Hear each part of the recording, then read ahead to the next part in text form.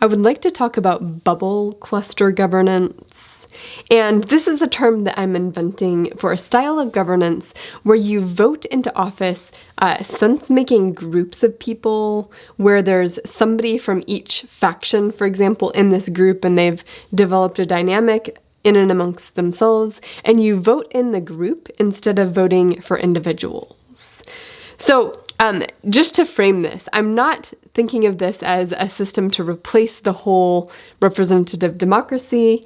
More, I'm thinking if we want a paradigm shift in governance, most likely that paradigm shift is going to have to involve a mix and match between different types of governance systems.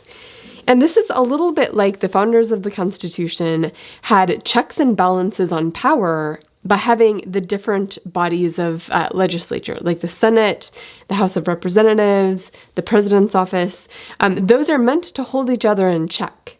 And I think having a bunch of different governance formats, each with its own strengths and weaknesses, each that hold each other's power in check, could be a form of a system that could work, a mix and match system, basically. And I've done other videos on liquid democracy and sortitions and pluralism and how that generally works.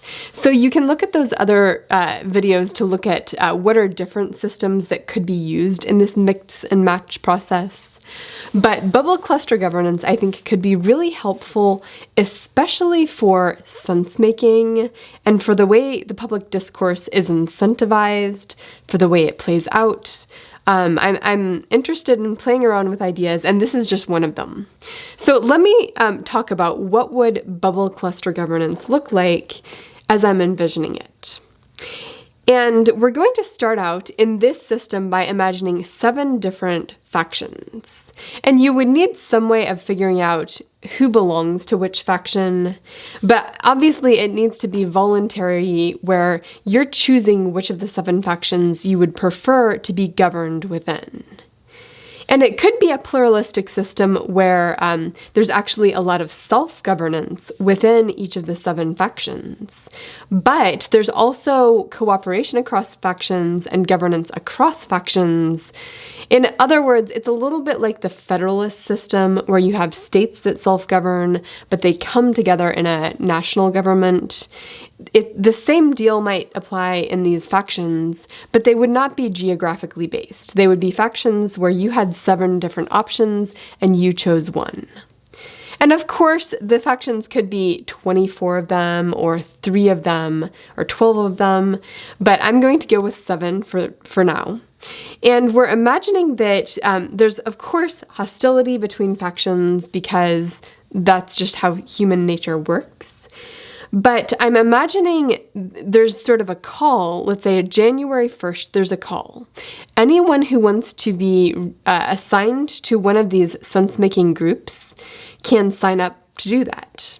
And anyone who's interested in possibly governing or possibly being part of the conversation around public policy, they can volunteer. They can say, I will be a representative for my faction in this whole process. So I'm imagining, let's just say each faction has 2,000 people sign up for this.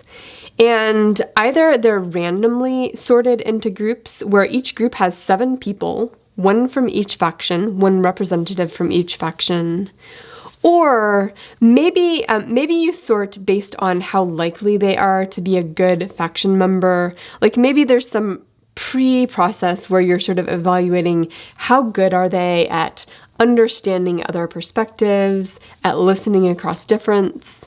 And maybe you sort the people who are good at that with other people who are good at that, so that if you get people who sign up just to sort of put those people in their place and be kind of ugly, maybe they can still participate, but they're going to be matched with people from other factions who have that same attitude. So, so let's imagine we've got these 2,000 mini groups of 7 that have been sorted together, and then we give them some time to actually develop their own sense-making within their group of 7. So we say, you have a year, a full year, where you're not allowed to talk about what's going on in the faction. You can't use this as a platform to talk to your group about how bad those people are. This is a time for you to form within the group understanding across faction.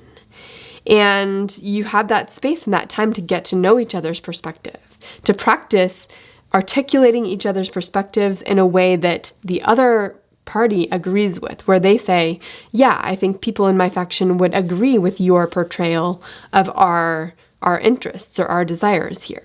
And then after the year is up and after you've had time to get to know each other, to figure out how could we cooperate if we were the 7 people in charge of the government, then you put out something. And maybe that something is a recorded conversation where you're all trying to problem solve together, or you're all trying to come up with compromises that would work for all 7 factions. Something like that. Or maybe it's a document, or maybe it's a video, maybe it's a podcast, but it's a document that your group thinks is representative of the sense-making and the understanding that has developed across the different people in your group. And then people can look at that once it goes public after their year as a group, after they publish This Is Us as a sense-making group. At that point, the general population can watch these videos of these sense-making groups, and they can comment, they can make it into a sport, which of these sense-making groups wins the tournament, all of that stuff. Like, you can make a public display of these sense-making groups. You can critique them, you can notice which of the groups are most popular, which of the groups antagonize which groups. Like, you could make a show of it. But at that point, you could say, okay, we're going to elect one of these sense-making groups. That's the basic idea, where the population chooses a group that has a representative from all 7 factions. Now, I would like to talk about the problems I'm seeing in the current governance situation and sense-making situation that I think this kind of bubble cluster governance could help out with. And the main problem here, honestly, is the sense-making problem. It's the fact that there is no incentive to actually truly understand someone who is in a different group than you, who's in a faction that is considered contentious with your faction. In fact, all of the incentives on social media are exactly the opposite. They're exactly to misunderstand that group, to villainize them and put them in their place. That's what will get you status and attention and all of that. And I think if you create a system like this, there would be an incentive for people to get better at articulating the other's perspective in a way that they agree with. I also think that these kinds of groups could figure out where is their commonalities across the different factions. Because right now, there's no attention paid to what do we all agree with? What do we all want to happen? And if there were a way of letting those issues bubble to the top, I think that would be really healthy. Another factor here is that if we're thinking about rejiggering governance or a new paradigm shift in governance, it does need to be somewhat entertainment-based, because of course entertainment drives attention. And in the current situation, we have antagonism as the main feature that's driving attention. But if there's a competitive element here where there's these like groups and they compete with each other to see which sense-making group gains the trust of the population, that kind of competition does create a show that could actually draw attention to a more collaborative sense-making governance process. I also think this could turn down the volume on the contempt, because a lot of what I'm seeing right now is groups look at what the other group's saying and they say, that group is trying to take away my rights, or else they're completely ignoring things that are taking away my rights.